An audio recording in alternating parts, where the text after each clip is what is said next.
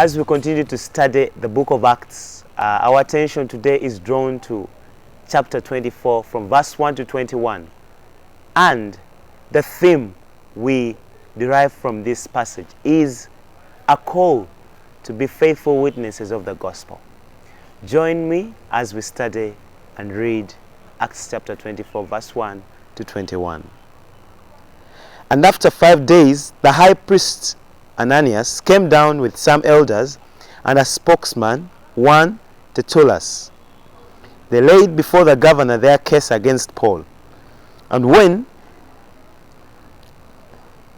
he had been summoned, Tertullus began to accuse him, saying, "Since through you we enjoy much peace, and since by your foresight, most excellent Felix, reforms are being made for this nation, in every way and everywhere we accept this with all gratitude.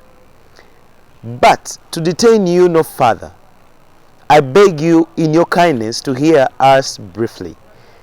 For we have found this man a plague, one who stirs up riots among all the Jews throughout the world, and is a ringleader of a sect of the Nazarenes.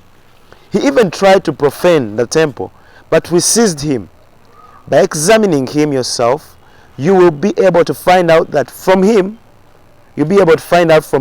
about everything of which we accuse him." The Jews also joined in the charge, affirming that all these things were so. And when the governor had nodded to him to speak, Paul replied, "Knowing that for many years you have been a judge over this nation, I cheerfully make my defense. You can verify that it is not more than 12 days since I went up to worship in Jerusalem, and they did not find me disputing with anyone or stirring up a crowd, either in the temple or in the synagogues or in the city. Neither can they prove to you what they now bring up against me. But this I confess to you, that according to the way which they call a sect, I worship the God of our fathers, believing everything laid down by the law and written in the prophets, having a hope in God, which these men themselves accept, that there will be a resurrection of both the just and the unjust. So I always take pains to have a clear conscience toward both God and man. Now, after several years, I came to bring alms to my nation and to present offerings. While I was doing this, they found me purified in the temple without any crowd or tumult. But some Jews from Asia, they ought to be here before you and to make an accusation, should they have anything against me. Or else, let these men themselves say what wrongdoing they found when I stood before the council. Other than this, one thing that I cried out while standing among them, it is with respect to the resurrection of the dead that I am on trial before you this day." Paul is now before Felix the governor at Caesarea. Paul's accusers have arrived, according to the passage, after 5 days, and these included the high priest Ananias, some elders, and their spokesperson Tertullus, who you would also refer to as their lawyer. Felix the governor had promised to give a hearing to Paul when his accusers arrive, in chapter 23 verse 35. And now they have arrived, and now they are laid before the governor their case against Paul, and so Paul has to defend himself once again.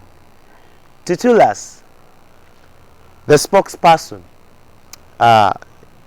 is a professional orator, if you would want to say so, begins his accusation against Paul before the governor, and his opening statement is with profound gratitude, giving deep thanks to the governor for the great peace in the region. You would wonder why. Yet for a matter of fact, Felix's reign had been marked with constant unrest and fights between the imperial forces of the opposed Jews and Samaritans. So it is clear that flattery is dripping from his lips. It is believed also that his opening words would appeal to the governor and make him realize that Paul is a convicted person and has spoiled the peace that the governor has established, as Tertullus has claimed.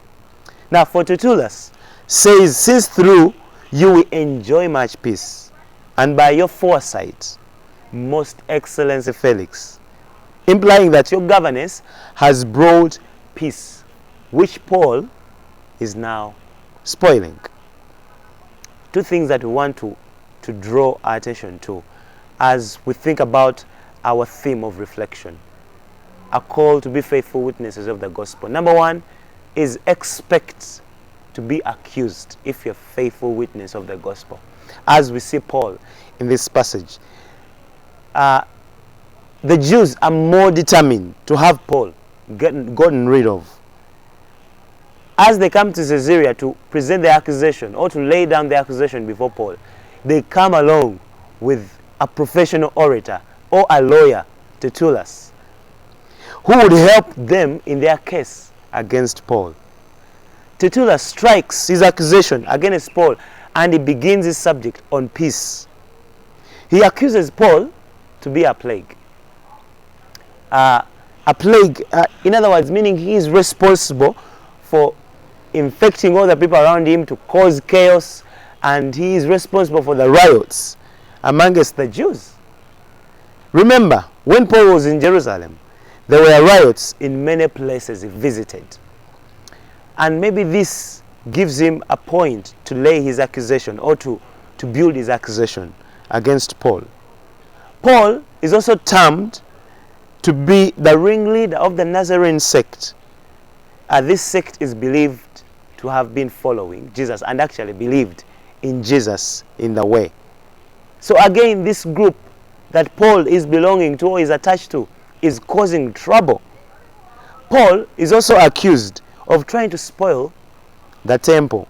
You read in chapter 21 of Acts from verse 27 through 29 when Paul is in the temple and the Jews are against him. So the Jews were against his teaching and they think he had brought the Greeks into the temple, which defiles the holy place. They had also seen Trophimus, the Ephesian, with Paul, and Trophimus was a Gentile, and so these things do not add up, and the Jews cannot allow this to happen. They feel this is not right. Paul is spoiling the laws, the way, the traditions of the temple. So see how difficult and dangerous the situation is for Paul. I wanted you to think about this in your situation.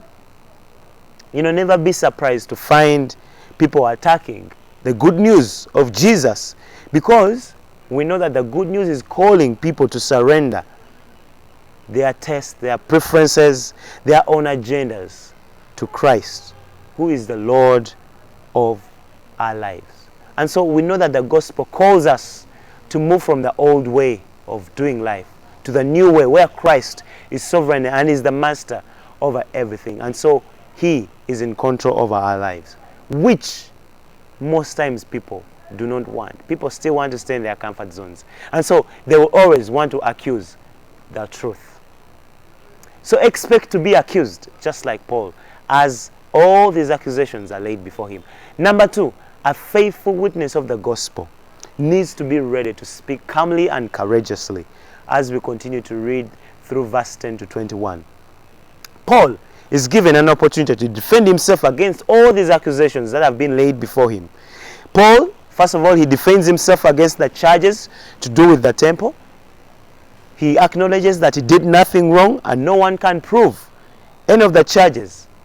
Paul admits that he worships the God of our ancestors as a follower of the way, meaning he worships Jesus Christ he is a believer of Christ.